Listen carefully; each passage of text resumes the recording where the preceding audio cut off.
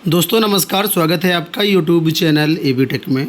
आज है 20 जुलाई 2024 और जान लेते हैं आज की महत्वपूर्ण खबरें जो आप लोगों के लिए बहुत ही इम्पोर्टेंट हैं।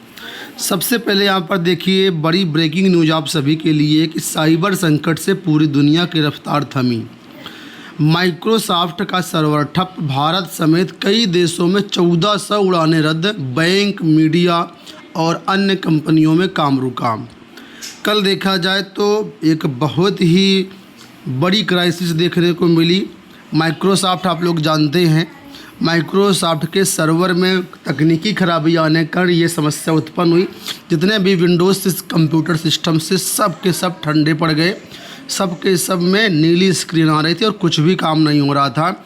यही कारण है कि 1400 से ज़्यादा उड़ानें रद्द कर दी गई। बैंक, मीडिया सब कुछ बंद हो गया क्योंकि कंप्यूटर ही बंद हो गया।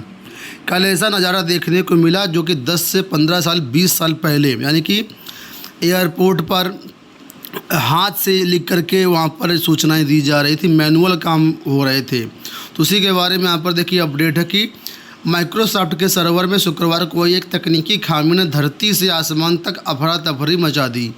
इससे दुनिया की रफ्तार थम गई। भारत समेत दुनिया भर में 1400 से अधिक उड़ानें रद्द करनी पड़ी। कई विमानों ने देरी से उड़ान भरी। कई देशों में बैंक, एटीएम, मीडिया संस्थान, कारपोरेट कंपनियों का कामकाज प्रभावित रहा। दिल्ली एयरपोर्ट पर समस्या बनी है। शनिवार तक इसके सही होने की संभावना है। ठीक है, तो कब कितने बजे परेशानी का सामना करना पड़ा देखिए यहाँ पर लिखा है। 11 बजे की क्या स्थिति रही है। ठीक है, क्राउड स्टॉक ने अपडेट जारी किया 4 बजे, 6 बजे, 7 बजे। तो ये यहाँ पर स्थितियाँ दी गई हैं। तो कुल मिलाकर के एक बहुत ही बड़ी क्राइसिस कल देखने को मिली और ये एक बहुत बड़ा आने वाले समय के लिए संकेत है कि दुनिया इतनी डिपेंड हो गई कंप्यूटर पर कि अगर ऐसी क्राइसिस आई दोबारा कुछ भी हो सकता है।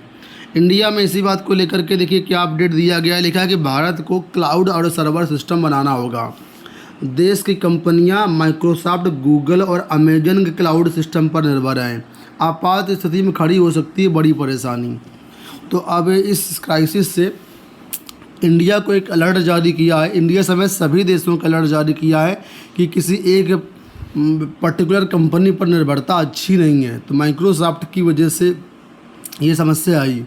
ठीक है, तो उसी के बारे में यहाँ पर अपडेट कि माइक्रोसॉफ्ट का क्लाउड सिस्टम बंद होने के बाद शुक्रवार को देश के कई हिस्सों में संस्थानों का कामकाज ठप हो गया। दिल्ली हवाई अड्डे सहित दुनिया भर में कई स्थानों पर लोगों को परेशानी उठानी पड़ी।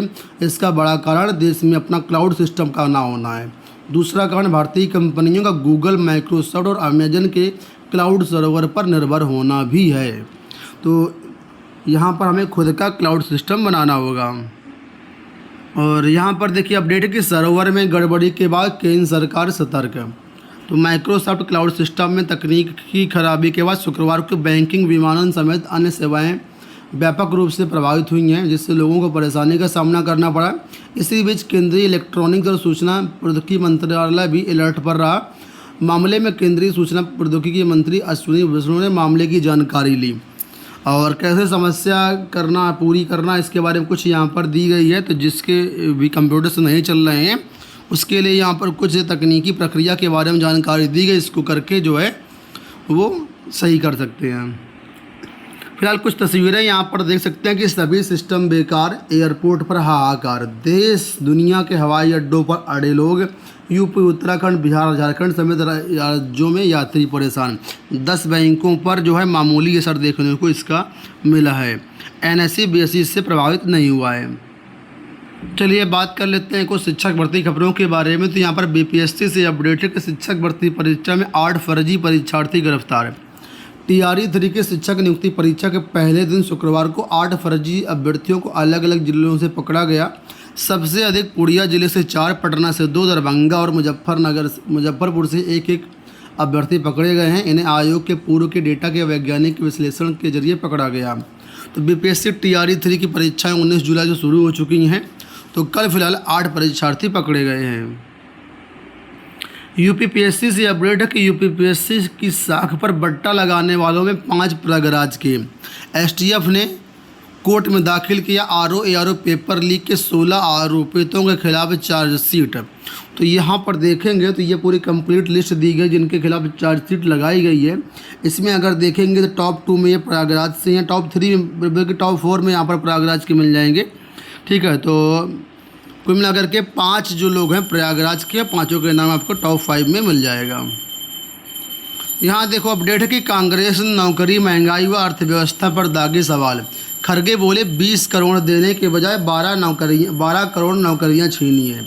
कांग्रेस पार्टी का आरोप, कारपोरेट हित में होगा वित्त मंत्री का बजट। आप लोग जानते होंगे 22 जुलाई से संसद सत्र लगने वाला और यहाँ पर जो है बजट आने वाला है। तो इस बार का बजट कैसा होगा, बहुत सारे लोगों को उम्मीदें हैं। आप लोग जानते हैं चुनाव के कारण फरवरी में पूरा बजट नहीं जारी किया गया था, तो अब जो शेष बजट है वो 22 जुलाई से जारी होना है, सोमवार से। और इसी के बारे में यहाँ पर अपडेट है कि बहुत सारी नौकरियाँ छीनी गई हैं। उनका कहना है कि जो अब बजट आएगा वो कुल मिलाकर के कारपोरेट के हित में रहेगा, आम लोगों के हित में नहीं रहेगा। पुरानी पेंशन करे बहाल, 8वां वेतन आयोग बने।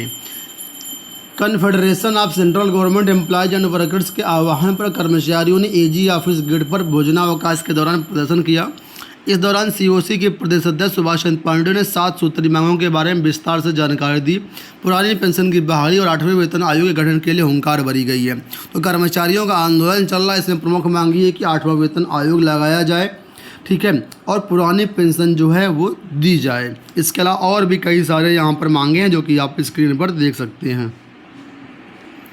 उत्तर प्रदेश में सरकारी से अधिक निजी विश्वविद्यालय। उत्तर प्रदेश में उच्च शिक्षा के क्षेत्र में निजी क्षेत्र के कदम भी मजबूती से आगे बढ़ रहे हैं। निजी महाविद्यालयों की संख्या तो पहले से राजकीय और शासकीय सहायता प्राप्त महाविद्यालयों से अधिक थी।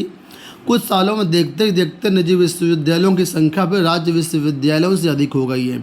वर्तमान में प्रदेश में 22 राज्य विश्वविद्यालय, 1 डीम्ड और 1 मुक्त विश्वविद्यालय, जबकि निजी विश्वविद्यालयों की संख्या 38 हो गई है। तो कब, कहाँ, कैसे, कितने निजी विश्वविद्यालय से उसका डेटा यहाँ पर आप लोग देख सकते हैं। यूपी बोर्ड इम्प्रूवमेंट और कंपार्टमेंट परीक्षा आज हो रही है। जो भी यूपी बोर्ड के हाई स्कूल इंटर के छात्र हैं वो कंपार्टमेंट परीक्षा में और इम्प्रूवमेंट परीक्षा में जरूर बैठें। समय का विशेष ध्यान रखें। आपकी हाई स्कूल की इम्प्रूवमेंट कंपार्टमेंट परीक्षा सुबह 8 बजे से 11:15 के बीच कराई जाएगी और इंटरमीडिएट की कंपार्टमेंट परीक्षा 2 से शाम 5:15 के बीच करवाई जाएगी। तो स्क्रीन आपके सामने है और जो भी अभ्यर्थी इसमें शामिल हो रहे हैं उन सभी को शुभकामनाएं। इलाहाबाद विश्वविद्यालय की संयुक्त शोध प्रवेश परीक्षा के लिए आवेदन शुरू। 47 विषयों की 1182 सीटों के लिए 12 अगस्त तक ऑनलाइन आवेदन होंगे। तो जो भी अभ्यर्थी संयुक्त शोध प्रवेश परीक्षा यानी क्रेट 2024 के लिए आवेदन प्रक्रिया में शामिल होना चाहते हैं उनके लिए आवेदन की विंडो खुल गई है। आप लोग 12 अगस्त तक यहाँ पर फॉर्म भर सकते हैं। परीक्षा आपकी जो है ऑफलाइन कराई जाएगी। अंत में यहाँ पर देखिए अपडेट के स्नातक के रजिस्ट्रेशन की आखिरी तारीख आज। इलाहाबाद यूनिवर्सिटी के स्नातक पाठ्यक्रम में पंजीकरण की आखिरी तारीख आज है। पंजीकरण प्रक्रिया पूरी करने के बाद इलाहाबाद विश्वविद्यालय प्रशासन प्रवेश प्रक्रिया शुरू करने के लिए अभी CUET के परिणामों का इंतजार करेगा। यह परिणाम जुलाई की आखिरी दिनों में आने का अनुमान है। ऐसे में प्रवेश प्रक्रिया अगस्त के पहले हफ्ते से शुरू हो सकती है। तो जो भी अभ्यर्थी इलाहाबाद यूनिवर्सिटी में एडमिशन लेना चाहते हैं उनका रजिस्ट्रेशन आज लास्ट डेट रहेगा। दोस्तों ये होगा आज की सारी सूचनाएं। उम्मीद करेंगे वीडियो आपको पसंद आया होगा। इस वीडियो में इतना ही, धन्यवाद।